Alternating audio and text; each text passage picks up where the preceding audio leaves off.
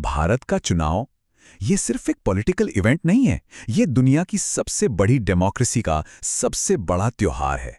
एक ऐसा जबरदस्त सिस्टम जिसमें करोड़ों लोग शामिल होते हैं। तो चलिए आज इसी कमाल की प्रक्रिया को परत दर परत समझने की कोशिश करते हैं। 98 करोड़ से ज्यादा।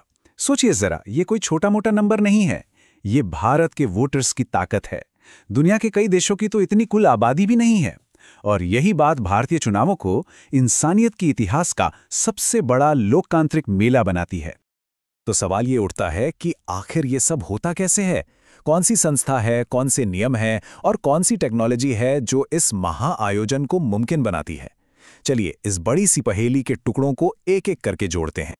इस पूरे चुनावी खेल का एक ही अंपायर है, भारत का चुनाव आयोग यानी इलेक्शन कमीशन ऑफ इंडिया, जिसे हम ईसीआई भी कहते हैं।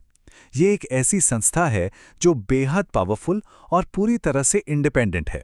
इसका एक ही काम है, ये पक्का करना कि चुनाव बिल्कुल निष्पक्ष हों। अब ईसीआई को ये सारी पावर मिलती कहाँ से है? ये पावर मिलती है सीधे हमारे संविधान से। आर्टिकल 324। ये आर्टिकल कहता है कि चुनाव से जुड़ा हर फैसला लेने की आखिरी पावर ईसीआई के पास है। मतलब चुनाव आयोग सरकार के किसी भी दबाव से पूरी तरह आज़ाद होकर काम कर सकता है, जो कि फेयर इलेक्शन के लिए सबसे जरूरी है। तो ईसीआई कौन कौन से चुनाव कराता है? संसद के चुनाव मतलब लोकसभा और राज्यसभा, सभी राज्यों के विधानसभा चुनाव और यहां तक कि देश के राष्ट्रपति और उपराष्ट्रपति के चुनाव भी। लेकिन एक दिलचस्प बात यह है कि ये पंचायत और नगरपालिका जैसे लोकल चुनाव नहीं कराता। उनके लिए हर राज्य का अपना अलग इलेक्शन कमीशन होता है। और ईसीआई की आज़ादी को पक्का कैसे किया गया है?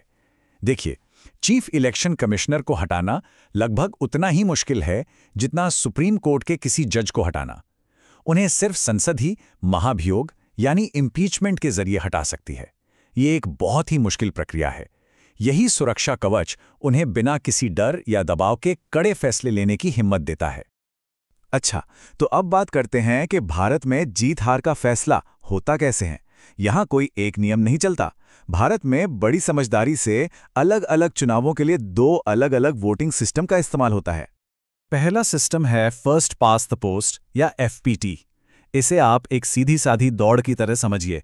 लोकसभा और विधानसभा चुनावों में जिस उम्मीदवार को अपने इलाके में सबसे ज्यादा वोट मिले वो जीत गया, भले ही उसे 50% से कम वोट क्यों ना मिले हों। जो रेस में सबसे आगे रहा वही विजेता। सिंपल। तो सवाल उठता है कि हमारे संविधान बनाने वालों ने यही सिस्टम क्यों चुना? इसके पीछे 3 बड़ी वजह थी। 1, इससे अक्सर स्थिर सरकारें बनती हैं। 2, ये आम वोटर के लिए समझने में बहुत आसान है। और 3, हर इलाके का अपना एक प्रतिनिधि होता है जिसकी सीधी जवाबदेही बनती है। अब आते हैं दूसरे सिस्टम पर, जो थोड़ा सा कह सकते हैं कॉम्प्लिकेटेड है।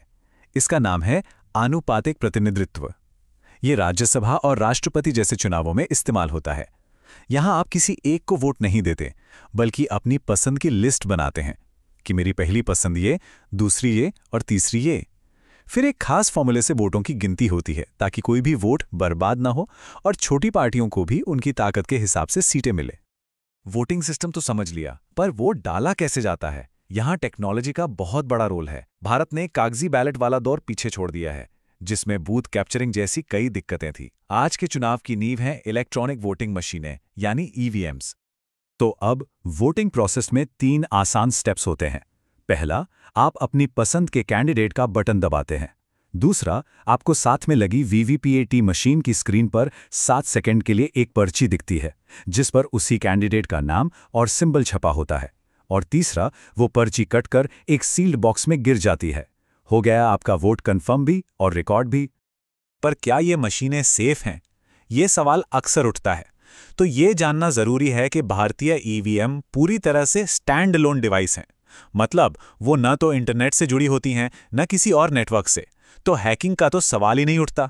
और तो और, वोटिंग शुरू होने से पहले सभी पार्टियों के एजेंट्स के सामने एक मॉक पोल करके मशीन को टेस्ट किया जाता है और फिर उसे कई सीलों से सुरक्षित किया जाता है।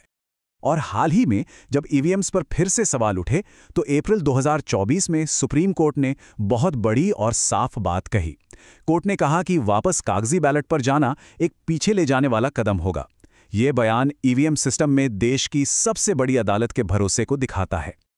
तो ये तो हुआ कि आज सिस्टम काम कैसे करता है। पर देखिए, कोई भी सिस्टम हमेशा एक जैसा नहीं रहता, उसमें सुधार और बदलाव की बातें चलती रहती हैं।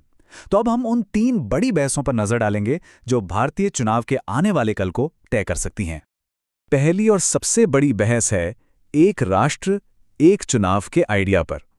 क्या लोकसभा और सभी राज्यों के चुनाव एक साथ हो सकते हैं?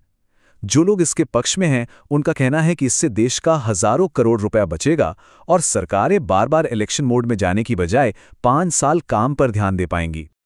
दूसरी बड़ी बहस छिड़ी है पॉलिटिकल फंडिंग को लेकर। सुप्रीम कोर्ट ने हाल ही में इलेक्टोरल बॉन्ड स्कीम को असंवैधानिक बताकर रद्द कर दिया, जिसके जरिए पार्टियों को गुमनाम चंदा मिलता था। कोर्ट का फैसला साफ था, एक वोटर का ये जानने का हक कि पार्टियों को पैसा कौन दे रहा है, किसी डोनर की पहचान छिपाने से ज्यादा बड़ा है। और तीसरी और शायद आने वाले वक्त की सबसे बड़ी चुनौती, वो है परिसीमन, मतलब लोकसभा सीटों का आबादी के हिसाब से दोबारा बंटवारा। ये 2026 के बाद होना है। डर ये है कि इससे उन उत्तरी राज्यों को ज्यादा सीटें मिलेंगी जिनकी आबादी तेजी से बढ़ी है, और जिन दक्षिणी राज्यों ने जनसंख्या नियंत्रण बेहतर किया, उनकी राजनीतिक ताकत संसद में कम हो जाएगी। ये भारत के फेडरल स्ट्रक्चर के लिए एक बहुत बड़ा इम्तिहान होगा।